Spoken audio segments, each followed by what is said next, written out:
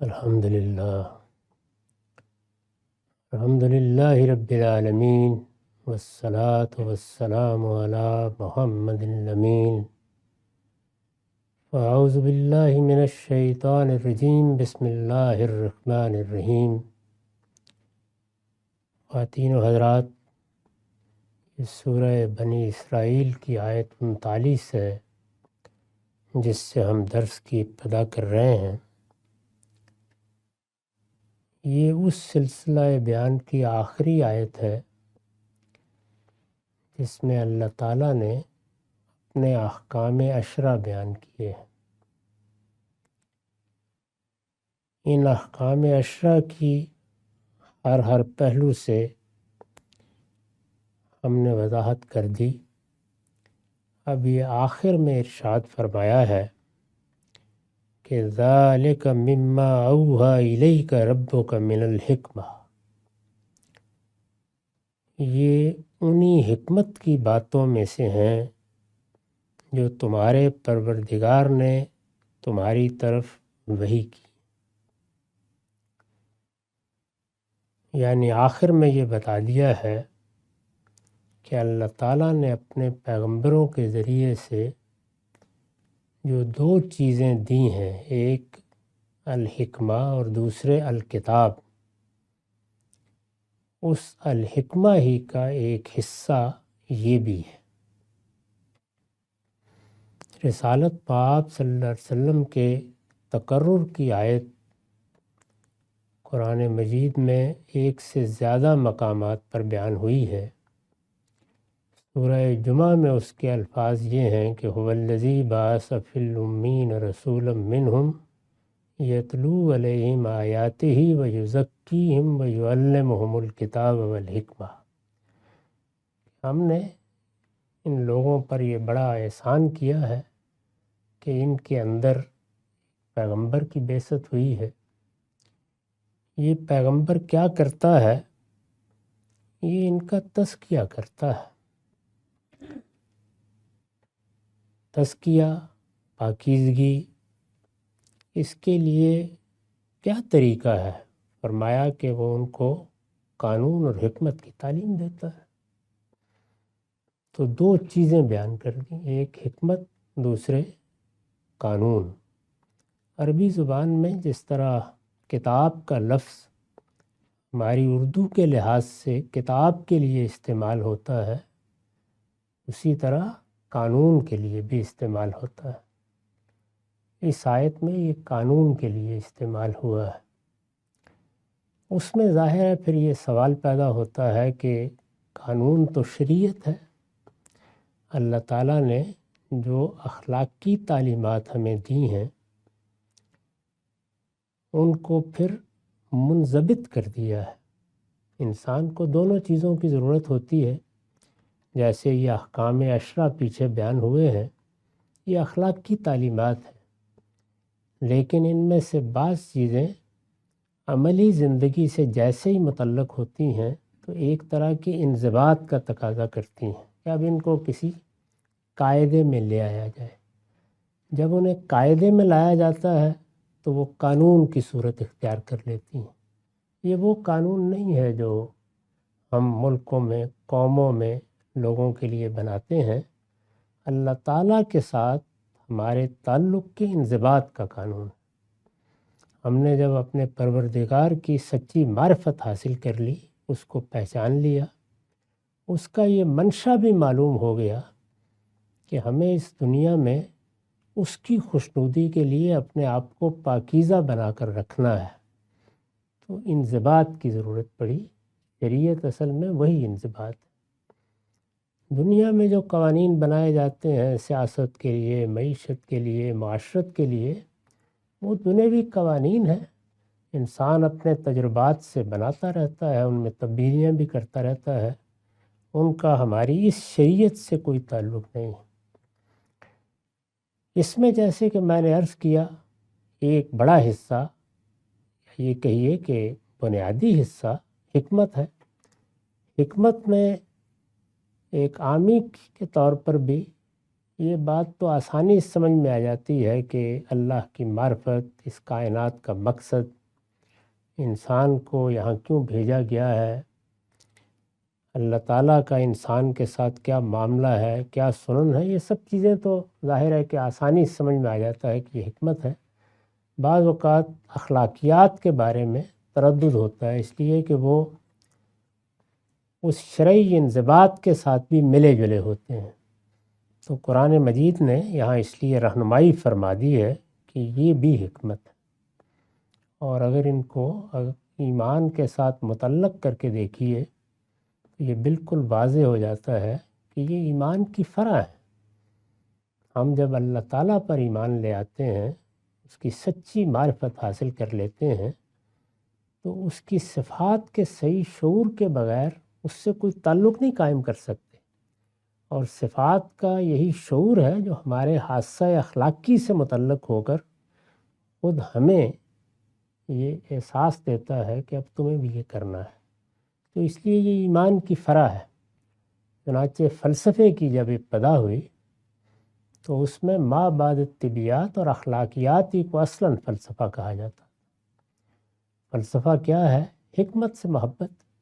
تو اس میں حکمت در حقیقت ایمان و اخلاق ہی ہیں، باقی چیزیں تو بعد کے زمانوں میں پھر اس سے متفرع ہوتی رہیں، اور اب ہم یہ دیکھتے ہیں کہ بہت سے دوسرے علوم و فنون اپنی الگ حیثیت متعین کر چکے ہیں۔ اب سیاسیات کا مطالعہ سیاسیات کی حیثیت سے کیا جاتا ہے، معاشرت کے بارے میں بہت سی چیزیں بالکل الگ سے سمجھائی جاتی ہیں، سماجیات نے ایک الگ علم کی حیثیت اختیار کر لی ہے، نفسیات بھی سیرت و کردار کا علم بن گئی ہے۔ ایسے ہی دوسرے علوم و فنون ہیں، لیکن فلسفے کا اطلاق اگر کیا جا سکتا ہے تو اب بھی ما بعد طبیعیات اور اخلاقیات ہی پر کیا جاتا ہے، یعنی میٹا فزکس اور ایتھکس۔ تو قرآن نے بھی حکمت کا اطلاق انہی دونوں چیزوں پر کیا ہے۔ اس کے بعد پھر آگے قانون ہے، جس کو ہم اپنی اصطلاح میں شریعت کہتے ہیں۔ میرے نزدیک یہ آیت ہے جس نے اس معاملے میں اللہ تعالیٰ کا فیصلہ بیان کر دیا ہے کہ اخلاقیات حکمتی کے تحت رکھی جائیں گی۔ میں پھر عرض کر دوں کہ اشتباہ اس سے ہوتا ہے کہ ان کی نوعیت بھی احکام کی سی ہے، تو شریعت کے احکام میں اور اخلاق کی احکام میں یہ فرق کیا ہے کہ یہ حکمت ہے اور وہ شریعت ہے۔ چنانچہ میں نے اس پر لکھا ہے، یہ قرآن نے آخر میں واضح کر دیا ہے کہ اخلاق ایمان کی فرع ہے، اور قرآن کی تقسیم کے مطابق تمام اخلاقی احکام الحکمہ ہی کے تحت آتے ہیں۔ انہیں الکتاب کے زیر عنوان یعنی شریعت کے زیر عنوان اس وقت لایا جائے گا جب ان سے متعلق کوئی قانون بیان ہوگا۔ میں نے اپنی کتاب میزان میں دین حیثیت مجموعی بیان کیا ہے، وہاں دو ہی حصوں میں کتاب کو تقسیم کر دیا ہے، ایک الحکمہ، دوسرے الکتاب۔ الحکمہ میں دو ہی ابواب ہیں، ایمانیات اور اخلاقیات۔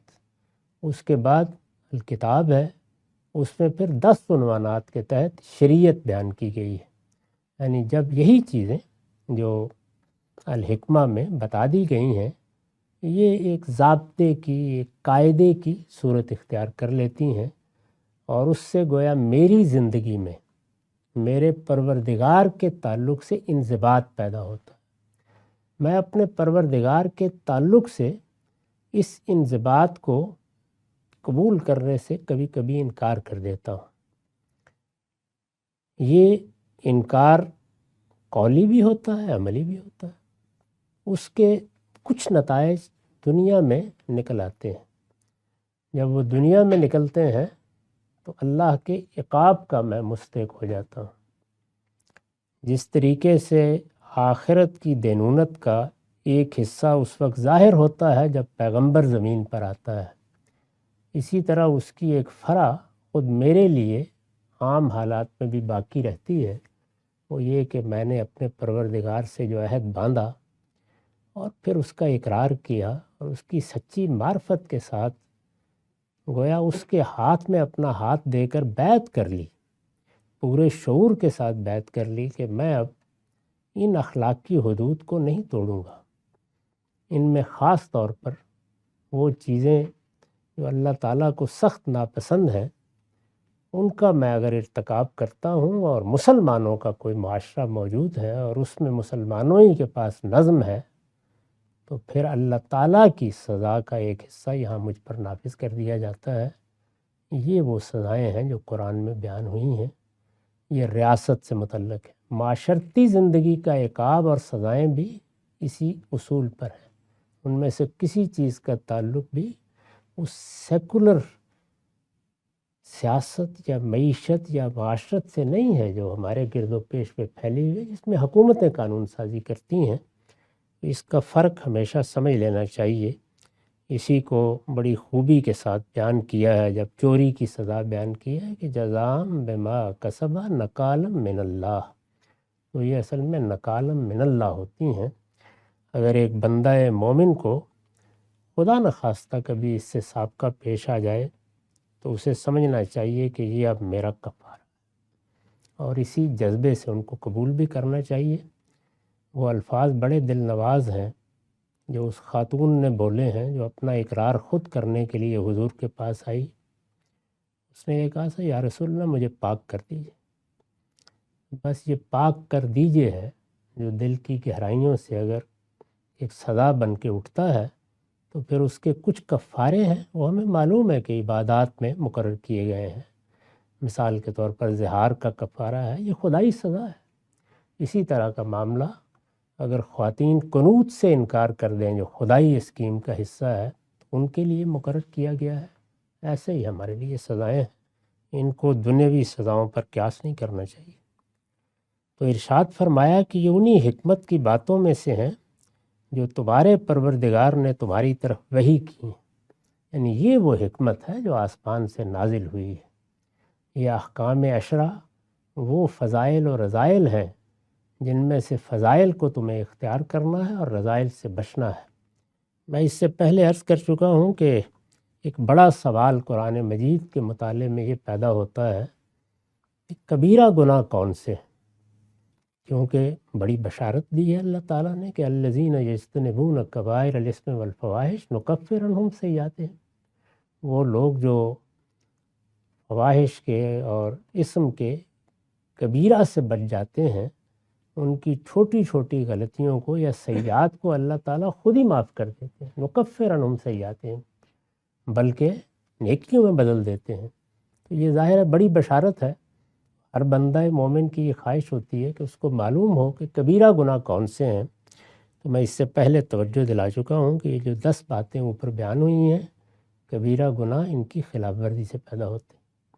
جب ان کی خلاف ورزی کی جائے گی تو یہ بڑا گناہ ہوگا اور اس سے ہر آدمی کو بچنا ہے۔ اسی لیے ان کو احکام عشرہ یا 10 کمانڈمنٹس کہیے قرار دیا جاتا ہے۔ یہ فرمانے کے بعد اب اس سلسلہ بیان کو ختم کیا ہے۔ اس کو ابتدا سے دیکھیے تو اس کی ابتدا شرک کے معاملے میں تنبیہ سے ہوئی تھی، یعنی شرک یہ وہ چیز ہے کہ جو علم میں آلودگی پیدا کر دے گا، اور علم میں آلودگی پیدا ہو جائے تو عمل کی آلودگی کو دور کرنا ہی ممکن نہیں رہتا۔ تو اس لیے ابتدا وہاں سے کی تھی، خاتمہ بھی اسی پر کیا ہے۔ وَلَا تَجْعَلْ مَعَ اللَّهِ إِلَٰهًا آخَرَ وَتُلْقَىٰ فِي جَهَنَّمَ مَلُومًا مَدْحُورًا، اور ایک مرتبہ پھر سن لو کہ اللہ کے ساتھ کسی اور کو معبود نہ بناؤ کہ راندہ اور ملامت زدہ ہو کر جہنم میں ڈال دیا۔ ابتدا بھی یہاں سے، انتہا بھی یہاں سے۔ تو اس سے یہ بتایا کہ جس طرح عملی زندگی کا احاطہ نماز کرتی ہے اور وہ پاکیزگی کی حفاظت کرتی ہے، اسی لیے کہا ہے کہ تنہا عن الفحشاء والمنکر، یہ 5 وقت کی نماز اللہ کو یاد دلاتی رہتی ہے، متنبہ کرتی رہتی ہے، روکتی رہتی ہے، ایک واعظ کی طرح کہیں گردن پکڑ کے منع نہیں کر دیتی، بتاتی رہتی ہے کہ اللہ کے بندے ہو، تمہیں ان چیزوں سے رکنا چاہیے۔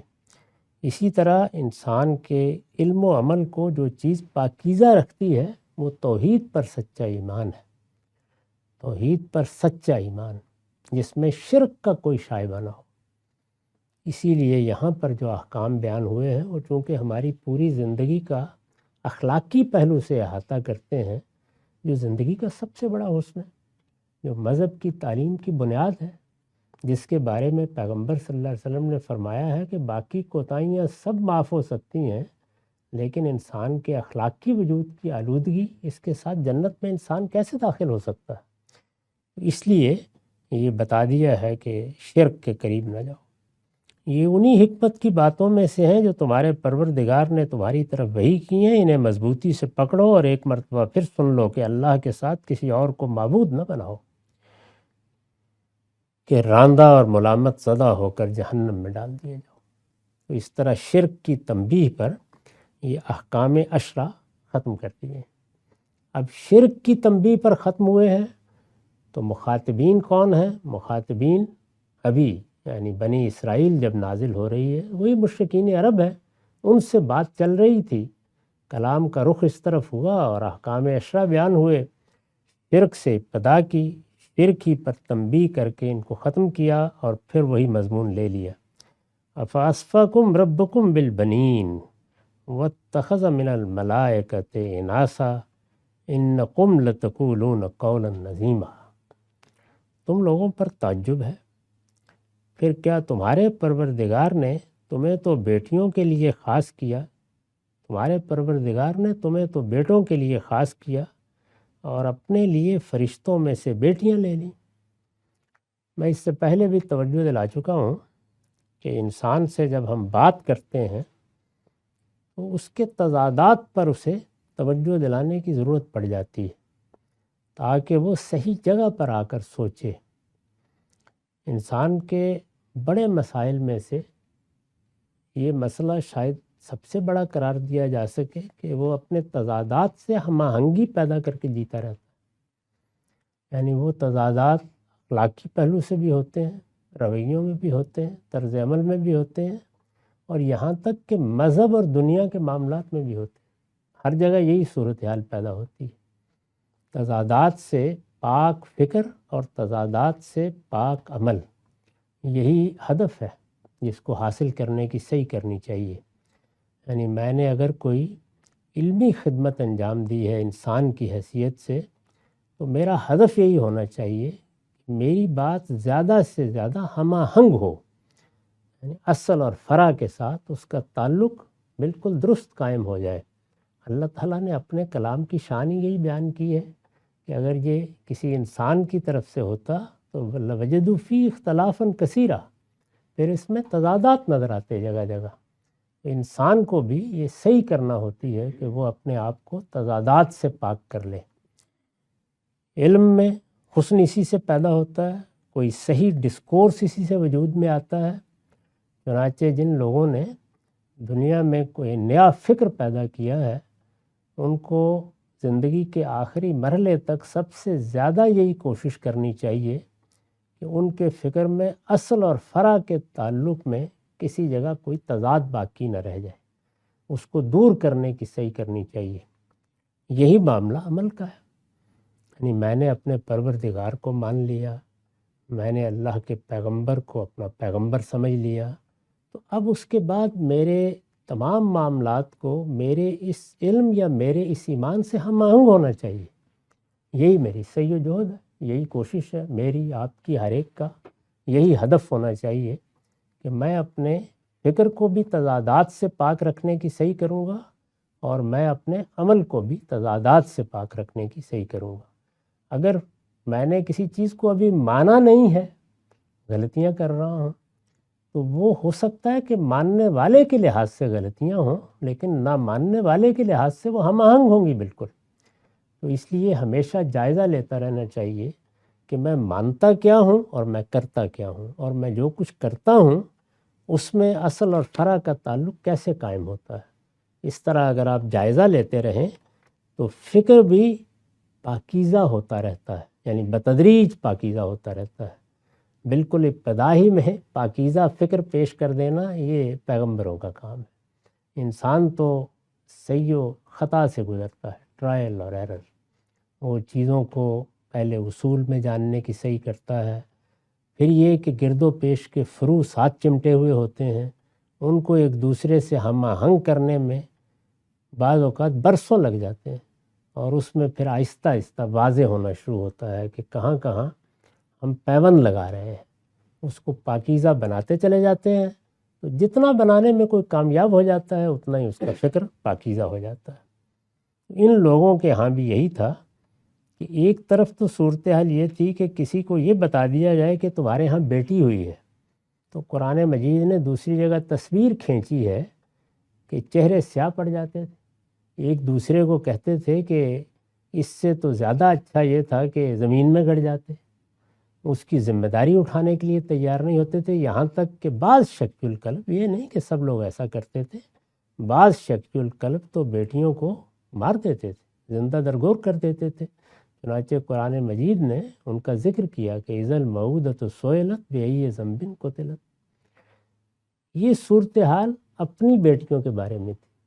اب شرک پیدا ہوا۔ شرک کے بارے میں یہ سمجھ لینا چاہیے کہ وہ اقوام جن کی ابتدا پیغمبروں سے ہوئی ہے، یعنی جن کے ہاں پیغمبروں کی روایت بہت ماضی میں نہیں چلی گئی، ابتدا تو سب کی پیغمبروں سے ہوئی ہے۔ قرآن مجید نے بتایا ہے کہ ہمارے ابو الآباء سیدنا آدم ہی پیغمبر تھے، لیکن فاصلہ بڑھتا چلا جاتا ہے جس کو فترت کہتے ہیں۔ بعض قوموں میں یہ فاصلہ بہت بڑھ گیا، یعنی پیغمبر تاریخ کے لحاظ سے گم ہو گئے، جس کی مثال ہمارے ہاں ہندوؤں کا معاشرہ ہے، اور بھی بعض اقوام ہیں۔ یہ جو یافس کی جتنی اولاد ہے ان کے ساتھ بھی بالکل یہی صورتحال ہے، یعنی وہ اپنے پیغمبروں کی تاریخ سے بہت دور جا پڑے ہیں۔ پیغمبر آئے کسی زمانے میں، لیکن پھر اس کے بعد اللہ تعالیٰ کی اسکیم کے تحت وہاں نبوت کا سلسلہ ختم کر دیا گیا۔ تو جن کے ہاں یہ صورت پیدا ہوتی ہے، وہاں جب ہم شرک کو دیکھتے ہیں تو خود شرک کئی مراحل سے گزر چکا ہوتا ہے، یعنی ایک فکر پیدا ہوا اور پیدا ہو کے کئی مرحلوں سے گزر گیا۔ اس میں وہ میتھالوجیز پھر وجود میں آتی ہیں جو مثلاً ہم مصر میں دیکھتے ہیں، مثال کے طور پر یونان میں دیکھتے ہیں، مثال کے طور پر ہندوستان میں دیکھتے ہیں، یا مشرق بعید کے بعض ملکوں میں بھی، جاپان وغیرہ میں بھی آپ کو اس میتھالوجی کی روایات ملتی ہیں۔ وہاں پیغمبروں سے بعد کی وجہ سے، ان کے زمانے سے بہت دور ہو جانے کی وجہ سے پیغمبرانہ تعبیرات ختم ہو چکی ہیں، اور شرک نے بجائے خود ایک مذہبی روایت کی حیثیت اختیار کر لی ہے، جس میں ایسی شخصیات وجود میں آ چکی ہیں جن کا رشتہ اب پیغمبروں کی تعلیم سے دریافت کرنا آسان نہیں ہوتا۔ خود ہمیں معلوم ہے کہ ہندوؤں کے ہاں جو تجدید کی تحریکیں اٹھیں، خاص طور پر پچھلی 2 صدیوں میں بڑی تحریکیں اٹھیں، وہ اسلام کے اثر سے بھی اٹھیں اور ہمارے ہاں کا جو صوفیانہ کلچر ہے اس سے بھی پیدا ہوئیں۔ ان میں سے اگر بعض تحریکوں کا مطالعہ کریں تو وہ سب پیغمبروں سے رشتہ جوڑنے کی صحیح کر رہی ہیں، اور یہ بتاتی ہیں کہ ہمارے ہاں فلاں شاید وہ ہیں اور فلاں شاید وہ ہیں، لیکن بالعموم اس کے لیے کوئی تاریخی شواہد متحقق پیش کرنا ممکن نہیں ہوتا، یعنی وہ زیادہ تر قیاسات بن کے رہ جاتے ہیں۔ ہمارے ہاں بھی بعض لوگ جنہوں نے ویدوں پر کام کیا ہے وہ بعض آیات کی اس طرح کی توجیحات کرتے ہیں، لیکن یہ حقیقت ہے کہ اگر غیر جانبدارانہ مطالعہ کیا جائے تو بڑا مشکل ہے کہ ان کو وہاں ثابت کیا جا سکے۔ اس کے بالکل برخلاف جہاں پیغمبروں کی روایت موجود ہے، وہاں شرک وہ صورت کبھی اختیار نہیں کرتا، کر ہی نہیں سکتا۔ وہاں شرک کیسے پیدا ہوگا؟ یعنی ظاہر ہے کہ اللہ تعالیٰ کو تو مانتے ہیں نا لوگ، یہ بنی اسماعیل ہیں یہ بھی مانتے ہیں، اور بنی اسرائیل وہ بھی مانتے ہیں، ان کے ہاں بھی پیغمبروں کی روایت موجود ہے، پیغمبروں کے نام موجود ہیں، ان سے تعلق موجود ہے، کتابیں موجود ہیں۔ ان کے ہاں بعد کے زمانوں میں تو کوئی پیغمبر نہیں آئے، لیکن بہرحال ابراہیم و اسماعیل علیہم السلام کے ساتھ وہ اپنا تعلق، رشتہ بہت فخر کے ساتھ جوڑتے تھے۔ ان کی پوری تاریخ معلوم ہے، ان کے ہاں مسلم حنیف لوگ پائے جاتے تھے، دین حنیفی کی تعبیر تھی، نماز تھی، روزہ تھا، زکوٰۃ تھی، حج تھا، یہ ساری عبادات پہلے سے کر رہے تھے اسی طریقے سے۔ تو یہاں چونکہ مذہبی روایت، یا آپ یہ کہیے کہ اللہ کے دین کی روایت موجود تھی، اس میں اس طرح کا فطرت کا زمانہ نہیں آیا تھا جس طرح کا باقی قوموں میں آ گیا۔ تو یہاں شرک اسی صورت میں موجود تھا جہاں سے وہ اصلاً پیدا ہوا ہے۔ اصلاً کہاں سے پیدا ہوتا ہے؟ اصلاً پیدا ہوتا ہے فرشتوں کے بارے میں بعض حدود سے متجاوز تجاوز، کیونکہ فرشتوں کا تعارف پیغمبر کراتے ہیں، انہی سے پیدا ہوتا ہے۔ پھر خود پیغمبر، یعنی وہ بھی ظاہر ہے کہ انسانوں میں منتخب کر لیے جاتے ہیں۔ ان پیغمبروں کے بعد پھر ان کی تعلیمات سے متاثر ہو کر پیدا ہونے والی بڑی شخصیات۔ تو مسلمان قوموں میں شرک اسی طرح ہوتا ہے ہمیشہ، اس سے مختلف ہو نہیں سکتا۔ جب زمانہ بہت آگے گزر جائے، روایات بالکل ختم ہو جائیں، تاریخ گم ہو جائے، جیسے کہ گم ہوتی رہی ہے اس سے پہلے، تو پھر وہ شکل اختیار کرتا ہے۔ عربوں کا شرک وہ نہیں تھا جو آپ کو مصریوں کے ہاں یا ہندیوں کے ہاں یا اسی طریقے سے یونانیوں کے ہاں نظر آتا ہے۔ یہ وہ شرک تھا جو ہمارے ہاں ہے اس وقت۔ بس اتنا فرق یہ ہے کہ اب ہم ملائکہ کے بارے میں ذرا محتاط ہو گئے ہیں، باقی ساری باتیں اسی طرح موجود ہیں۔ ہمارے ہاں بھی آپ دیکھ سکتے ہیں کہ خود رسالت مآب صلی اللہ علیہ وسلم کے بارے میں جو تصورات پیدا ہوئے، یہاں تک کہ پوری تصوف کی تحریک نے حقیقت محمدیہ کی ایک پوری تعبیر ایجاد کی ہے، جس میں رسول اللہ بحیثیت محمد بن عبداللہ محض ایک ظہور بن جاتے ہیں۔ یعنی ایک پوری کی پوری تعبیر ہے جو تنزلات ستہ میں بیان کی جاتی ہے، اور پھر وہی چیز جب عوام تک پہنچتی ہے تو وہ صورت اختیار کر لیتی ہے کہ وہی جو مستوی عرش تھا خدا ہو کر اتر پڑا ہے مدینے میں مصطفیٰ ہو کر۔ پھر احد اور احمد کے پردے اٹھتے ہیں، کبھی ڈالے جاتے ہیں۔ تو ہمارے ہاں بھی یہ ہوا، اور جو لوگ اس کے بعد پیدا ہوئے ہیں، بڑے لوگ ہیں، غیر معمولی لوگ ہیں، جنہوں نے کچھ ریاضت کا طریقہ اختیار کر لیا، کچھ صوفیانہ مذاہب سے متاثر ہوئے، وہ زندگی اختیار کر لی، اور پھر الہام، اللہ تعالیٰ سے تعلق، ملائے اعلیٰ سے براہ راست اخذ کرنے کے تصورات آ گئے۔ اخذ کرنا، وہی پانا، الہام پانا، وہ بھی مذہبی روایتی کے اندر موجود ہے۔ اس کو وہاں سے اٹھا کر جب ان لوگوں سے متعلق کیا گیا ہے تو پھر ان میں سے بھی کوئی غوث ہے، کوئی قطب ہے، کوئی ابدال ہے، وہ بننا شروع ہو جاتے ہیں۔ یہ ایسے ہی ہوتا ہے۔ اس سب کو سمجھ لیں اور پھر دیکھیں کہ جو عرب ہیں ان کو یہ بات کیا کہی ہے اللہ تعالیٰ، فَأَصْفَاكُمْ رَبُّكُمْ بِالْبَنِينَ وَاتَّخَذَ مِنَ الْمَلَائِكَةِ إِنَاثًا۔ یعنی یہ کیسی حماقت ہے، ذرا غور کرو کہ جب اپنے تعلق سے بیٹیوں کا ذکر آئے تو مرنے کے لیے تیار، اور اللہ تعالیٰ کے شریک ٹھہرانا چاہے تو یہ کہا کہ یہ فرشتے کیا ہیں، یہ اللہ کی بیٹی ہیں۔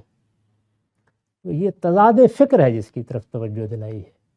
یعنی اس کا کوئی تعلق بیٹیوں یا عورتوں پر تبصرہ کرنا نہیں ہے، مخاطبین کو یہ بتانا ہے کہ ذرا کبھی اپنی حماقتوں کا جائزہ بھی لے لیا کرو، کیا باتیں کرتے ہو تم۔ فرمایا کہ تم لوگوں پر تعجب ہے،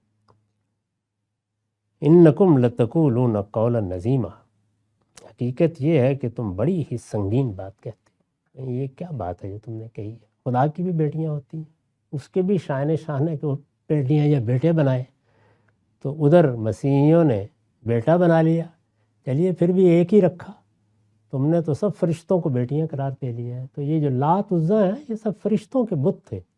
بت تو اس کے بعد جب کسی کو بنا لیا جاتا ہے تو اس کی علامت ہوتی ہے، وہ علامت قبر بن جائے، وہ کوئی لاٹھ بن جائے، وہ کوئی بت بنا لیا جائے، اصل چیز بت نہیں ہوتا، کوئی بتوں کی پرستش دنیا میں کرتا ہی نہیں ہے، ان کے پیچھے تصورات ہیں جن کی علامت اسے قرار دے دیا جاتا ہے۔ اس پر میں نے لکھا ہے کہ اوپر کی ہدایات شرک کی تردید پر ختم ہوئی ہیں، اسی سے بات کو آگے بڑھایا اور ان کی دوہری حماقت پر توجہ دلائی ہے کہ اول تو خدا کے شریک ٹھہرا کر حماقت کے مرتکب ہوئے، یعنی یہ بات کہ خدا کا کسی کو شریک ٹھہرایا جائے، یہی حماقت کوئی چھوٹی حماقت نہیں تھی۔ پھر اس پر مزید ستم یہ کیا کہ خدا کے لیے اس چیز کا انتخاب کیا جسے اپنے لیے گوارا کرنے کے لیے بھی تیار نہیں ہے۔ تو اب تضاد فکر کی طرف توجہ دلائیں، یعنی انسان اصل میں کس طرح جیتا ہے، اس کو احساس ہی نہیں ہوتا کہ وہ لمحے بھر پہلے کیا گفتگو کر رہا تھا، کس سیاق میں، اور اب اسی سیاق میں کیا گفتگو کر رہا ہے۔ ہماری عملی زندگی میں اس کے بعض اوقات بڑے خوبصورت نمونے سامنے آتے ہیں۔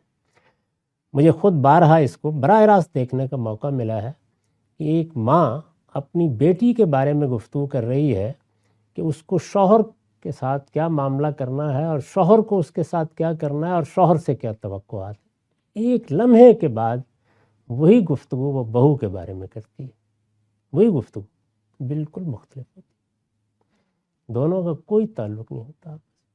جو وہاں مقدمات ہیں وہ یک بیک تبدیل ہو جاتے ہیں۔ میں نے ایک ماں کو، اور بہت اچھی ماں کو، مذہب سے محبت رکھنے والی ماں کو ایک لمحے میں یہ کہتے ہوئے سنا کہ کیا ہے یہ تمہاری بیوی بیٹے سے ہر ہفتے جا رہی ہوتی ہے، اور دوسرے لمحے میں دوسرے بیٹے سے گفتگو کرتے ہوئے سنا کہ یہ عجیب آدمی ہے، 2-3 دن بعد بھی میری بیٹی کو ملنے نہیں آنے دیتا۔ یہ دیکھیے کہ یہ کیا چیز ہے، یہ تضاد فکر ہے، یہ ہر جگہ موجود ہوتا ہے۔ اسی تضاد فکر کو آپ بہت بڑے پیمانے پر سیاسی تصورات میں دیکھتے ہیں۔ ایک آدمی جن تصورات کی بنیاد پر اپنے رہنما کے بارے میں اور اپنے محبوب لیڈر کے بارے میں گفتگو کر رہا ہوتا ہے، لمحے بھر میں وہ سارے کے سارے تبدیل ہو جاتے ہیں جب دوسرے محبوب لیڈر کے بارے میں گفتگو۔ تو یہ تضاد ہے جو ہماری پوری زندگی کا احاطہ کرتا ہے۔ ان کو بھی اسی پر توجہ دلائیے کہ نہ علم میں تضاد ہونا چاہیے، نہ فکر میں تضاد ہونا چاہیے۔ اقول قولی ھذا واستغفر اللہ لی ولکم ولسائر المسلمین۔